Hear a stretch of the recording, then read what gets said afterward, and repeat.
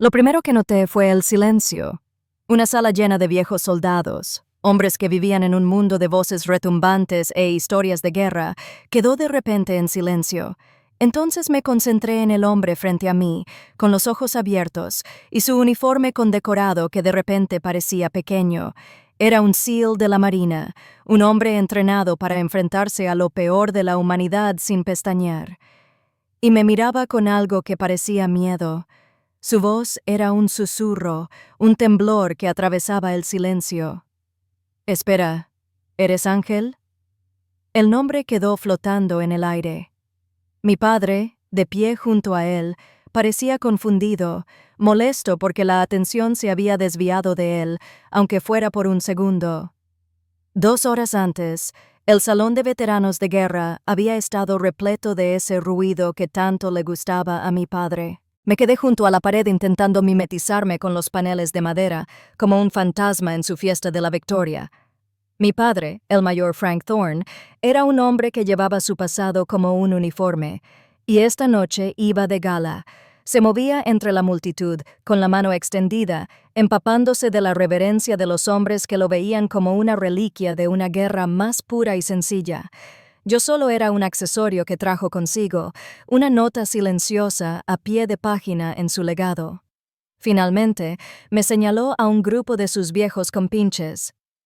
«Y esta es mi hija, Aris», anunció con tono monótono. «Tiene un trabajo administrativo en Washington, D.C., emplea papeleo para los expertos en política». Los hombres me hicieron un gesto cortés y desdeñoso con la cabeza antes de volver a mirarlo. Sentí la punzada familiar, el pequeño y frío peso en el estómago. No era solo el comentario, era la montaña de ellos sobre la que se alzaba. Era mi doctorado, a lo que él llamaba un pedazo de papel. Mis informes clasificados, a lo que él llamaba reuniones aburridas. Toda una vida de logros, todo resumido en una sola frase desdeñosa. Entonces, su actitud cambió por completo. Su voz se convirtió en un homenaje resonante al palmear el hombro del orador principal de la noche. Era el teniente comandante Evans, un joven condecorado SEAL de la Marina, la viva imagen del verdadero guerrero que mi padre veneraba. Evans era todo lo que yo no era. Un héroe de campo cuyas victorias se medían en territorio conquistado, no en prevenir catástrofes. Era el hijo que mi padre siempre quiso, y lo trataba con una reverencia que nunca me mostró. Después de unas copas, mi padre decidió que la despedida silenciosa no era suficiente. Necesitaba un espectáculo. Me apartó de la pared y me colocó frente al teniente comandante Evans. Se inclinó hacia mí, su voz era un susurro burlón, lo suficientemente alto como para que todos lo oyeran.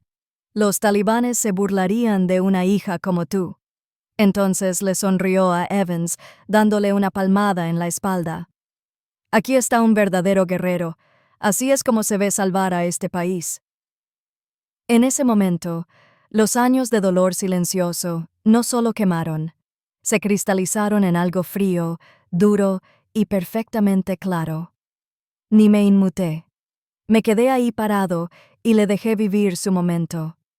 Pensó que estaba rematando un chiste que me había contado toda la vida. No tenía ni idea de que me había insultado delante del único hombre que le debía la vida al periódico que yo promocionaba. Para entender por qué una simple señal de llamada podía silenciar a una sala de soldados condecorados, hay que entender la guerra. Mi padre recordaba, y con quien yo luchaba. Para él el mundo era un lugar simple, dibujado con líneas nítidas e implacables. Había guerreros y otros. Los guerreros eran hombres que se ensuciaban las manos, que podían despojarse de sus armas con un rifle a ciegas, cuyo coraje se medía en metales y cicatrices. Todos los demás eran solo ruido de fondo, personal de apoyo para los verdaderos héroes. Esta cosmovisión no era solo una filosofía, era el fundamento de nuestra familia, la ley por la que todos éramos juzgados. Y yo, con mi intelecto tranquilo y mi carrera envuelta en una clasificación, era un residente permanente del fondo. Recuerdo una cena familiar con perfecta y dolorosa claridad. Mi primo David acababa de terminar el entrenamiento básico, y mi padre, de pie a la cabecera de la mesa, levantó una copa. Brindó efusivamente por el futuro de David, por la suciedad bajo sus uñas y por el uniforme que llevaría. Toda la familia aplaudió, con el rostro radiante de orgullo por este primer paso sencillo en un camino trillado. Más tarde, durante un momento de calma en la conversación, mencioné discretamente que mi tesis doctoral sobre inteligencia predictiva de drones acababa de publicarse en una importante revista de estrategia. Mi padre, mientras cortaba su filete, hizo una pausa y me dio una palmadita en la mano sin mirarme a los ojos. «Qué bien, cariño», dijo. «Pero un campo de batalla de verdad, eso es diferente». El desdén fue tan casual, tan absoluto. Solo sonreí y asentí. Pero por dentro, sentí el colapso familiar. No solo vi su mano acariciando la mía, vi las ferias de ciencias que se perdió, los premios académicos que olvidó, los años de mi vida dedicados a dominar un nuevo tipo de guerra. Todo desestimado en un solo suspiro condescendiente. Este constante desdén bajo era un lenguaje que hablaba con fluidez. Una vez lo oí por teléfono hablando con un amigo suyo del servicio sobre la organización benéfica que apoyaba. Hablaba del teniente comandante Evans. «Es un auténtico puntal de lanza», presumió mi padre, con la voz cargada de orgullo indirecto. «Un héroe de campo, no como estos chicos de hoy en día, jugando videojuegos desde un búnker». El comentario fue un ataque directo a toda mi existencia, una metralla cuidadosamente dirigida. Más tarde, se lo comenté a mi madre, Carol, una mujer dedicada a evitar la confrontación. Ella solo suspiró y enderezó un marco en la pared, negándose a mirarme. «Déjale contar su historia, Sarius», suplicó en voz baja. «Es de otra época. Tu trabajo es tan complicado. Simplemente no lo entiende». Y esa siempre era la excusa, ¿no? Su ignorancia se presentaba como un defecto noble y mi frustración era el verdadero problema. Su paz se compraba con mi invisibilidad, mi otro mundo, mi mundo real era todo lo contrario. Era un lugar de absoluta precisión, de silenciosa y aplastante responsabilidad. Mi oficina era una habitación segura y sin ventanas, una especie de bóveda de operaciones. Un lugar donde el único sonido era el zumbido de los servidores y el suave clic de los teclados. No había elogios, palmadas en la espalda ni emoción. Solo existían los datos, la misión y lo que estaba en juego. Allí no me decepcioné. No era una hija. Era una voz en la oscuridad, un guardián en un muro digital. Y mi juicio era ley. Aquí, mi complejo trabajo no solo se entendía, era lo único que importaba. Estaba de turno cuando llegó la alerta. Un equipo de operaciones especiales, indicativo Reaper 1, había caído en una trampa. En la pantalla principal, vi sus señales de calor fijadas en un callejón estrecho, rodeado de amenazas invisibles que se acercaban. Las comunicaciones estaban llenas de estática y gritos, pero lo ignoré. Mi atención se centró en los flujos de datos que llegaban de todos nuestros recursos en el cielo, satélites, drones, interceptaciones de señales. Mi mente corría. Cruzaba patrones, calculaba probabilidades, veía el campo de batalla como nadie en tierra podía. El tiempo pareció ralentizarse. Entonces lo vi. Un destello infrarrojo, una señal de energía específica proveniente de un tejado a 3 manzanas de distancia, coincidía con el perfil de un detonador de un artefacto explosivo improvisado de alta potencia. No solo estaban emboscando al equipo, estaban a punto de detonar una manzana entera. Mi voz sonaba tranquila, casi distante, mientras abría un canal seguro. Segador 1. Atención. Estoy detectando una señal de IED de alta probabilidad, a 40 mm de su posición. Coordenada 34 delta. Desvíe inmediatamente. Hice una pausa, mis dedos recorriendo la consola, asignando una tarea a un recurso aéreo, esperando una directiva de inteligencia de señales sobre el detonador. Amenaza inminente. Una mano me tocó el hombro y levanté la vista para ver a mi jefe, el director Camden, un hombre con más experiencia en el campo de batalla de la que mi padre podría soñar. Había estado observándome por encima del hombro, con una expresión indescifrable. Miró mi pantalla, el camino que había trazado para el equipo, el enemigo que identifiqué a 10.000 metros de distancia. Solo asintió lentamente, con los ojos llenos de un respeto profundo y sereno que mi padre nunca me había mostrado. «Bien dicho, Ángel», dijo. Usó mi indicativo, el nombre que era mi verdadera identidad en este mundo. Fue una simple declaración, pero lo fue todo. Fue un reconocimiento. Fue una validación. Fue todo lo contrario a que le dijeran que le contara sus historias. Mi padre solo respetaba el lenguaje de las armas de fuego y los metales. Durante años, le había hecho creer que era un civil que hablaba una lengua extranjera. Esa noche decidí que era hora de una traducción directa. Nunca planeé una confrontación. La venganza era demasiado ruidosa, demasiado confusa. Era el lenguaje de mi padre, no el mío. Mi estrategia fue mucho más discreta. Empezó con un correo electrónico del director Camden una semana antes de la cena benéfica. Me dijo que el Fondo de Apoyo a Veteranos quería otorgarme una discreta recompensa por mi trabajo. Mi primer instinto fue declinar cortésmente. La idea de sentarme en ese sofocante salón, soportando el acto de orgullo patriótico de mi padre, sabiendo que me veía como una decepción. Fue agotador incluso antes de empezar. Estaba listo para aceptar el premio por correo y archivarlo. Pero esta vez, algo era diferente. La idea de rechazarlo se sentía menos como una forma de mantener la paz y más como una rendición silenciosa. Sentí que me hacía eco de su narrativa, que aceptaba que mi trabajo, mi mundo, permaneciera invisible. Durante toda mi vida me había empequeñecido para encajar en su mundo. Había postergado, había guardado silencio, había aceptado la mesa de atrás. Esta vez no. No se trataba de buscar pelea, se trataba de negarme a desaparecer. Con pulso firme, acepté. Elegí un uniforme profesional sencillo, no una armadura para una batalla, sino un uniforme para un deber diferente. Una vez tomada la decisión, mis instintos profesionales me dominaron. Abordé el evento como una misión. Revisé el itinerario público y la lista de invitados. Recorrí con la mirada a los oradores y allí estaba, el teniente comandante Evans. El nombre no significaba nada para la mayoría, pero para mí era un dato. Revisé el informe depurado de la Operación Anochecer. El líder del equipo de Reaper 1% era Evans. Sabía que no reconocería mi rostro, pero quizás supiera mi apellido por los archivos de condecoraciones.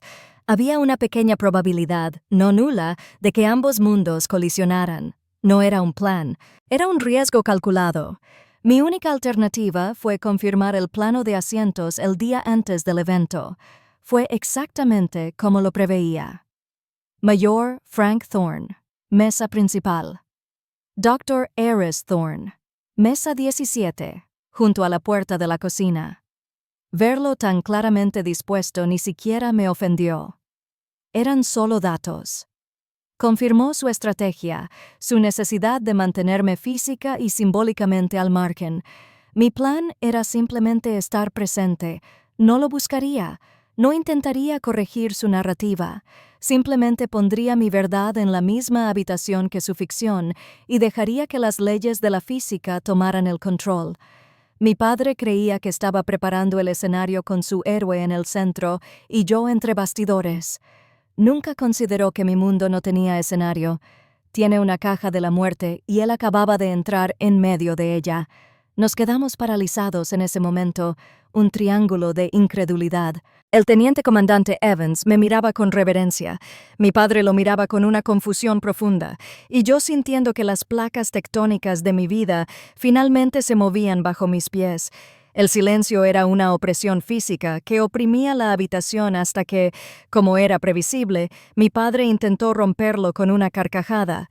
Era un sonido forzado y desagradable. ¿Qué? ¿Ángel? Se burló, interponiéndose entre nosotros como para separar físicamente nuestros dos mundos. No, hijo, te equivocas. Es Aris. Es una empleada de datos. Por Dios. Intentaba recuperar la narrativa, devolver la realidad a la pequeña y desdeñosa caja que había construido para mí, pero el teniente comandante Evans ni siquiera lo miró.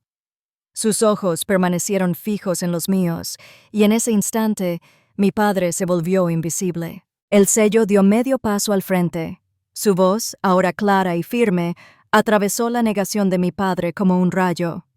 «Señora, Dra. Thorne», comenzó la formalidad, una severa reprimenda a la condescendencia de mi padre. «El indicativo de Overwatch en la operación Anochecer. ¿Eras tú?» Un nuevo silencio se apoderó de los veteranos. Esto era diferente. Sabían lo que significaba Overwatch. Era el ojo en el cielo, el protector invisible. Y el nombre de Operación Anochecer resonó entre los hombres que seguían las noticias silenciosas y sangrientas del mundo de las operaciones especiales. Fue un desastre legendario, una historia que se susurra en lugares como este. Los vi intercambiar miradas, su curiosidad convirtiéndose en un escrutinio intenso y concentrado. Desde el fondo de la sala, un viejo marine canoso finalmente hizo la pregunta que flotaba en el aire. «¿De qué está hablando, Frank?» Evans se giró, dirigiéndose a la sala, pero mirando a través de mi padre como si fuera un espejo. Su expresión era mortalmente seria. «La operación Anochecer fue un desastre», dijo en voz baja y sombría.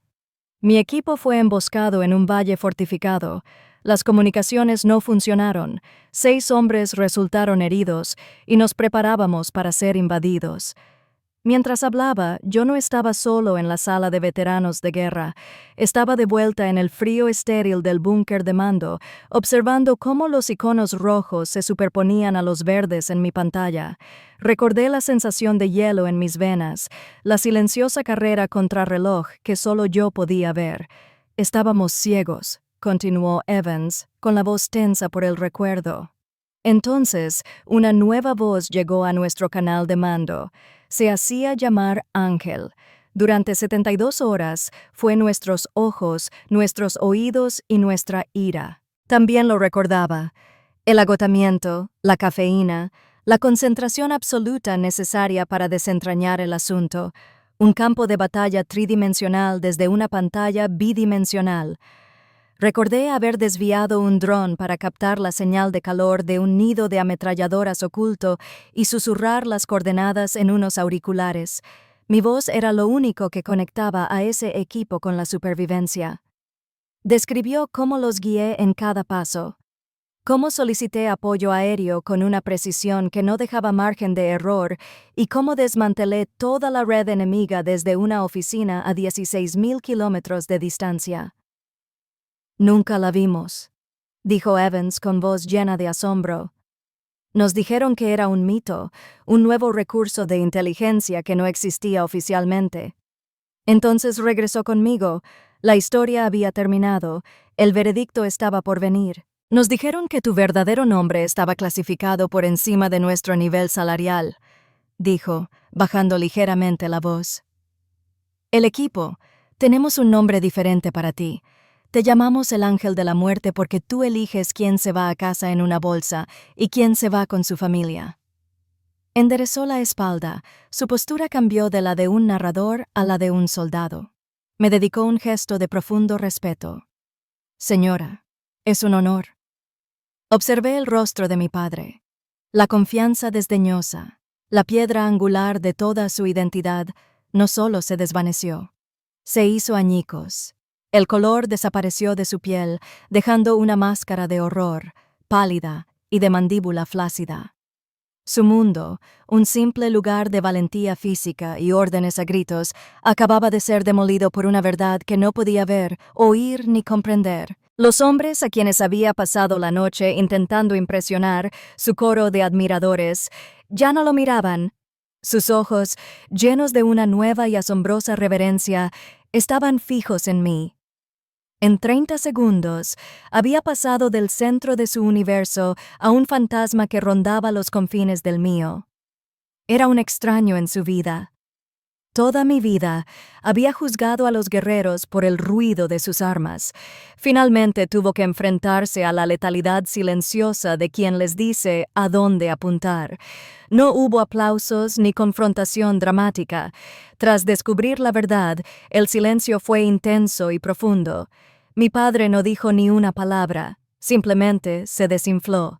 La imponente figura de mi infancia se encogió hasta convertirse en un anciano encorvado y desconcertado. Y entonces desapareció.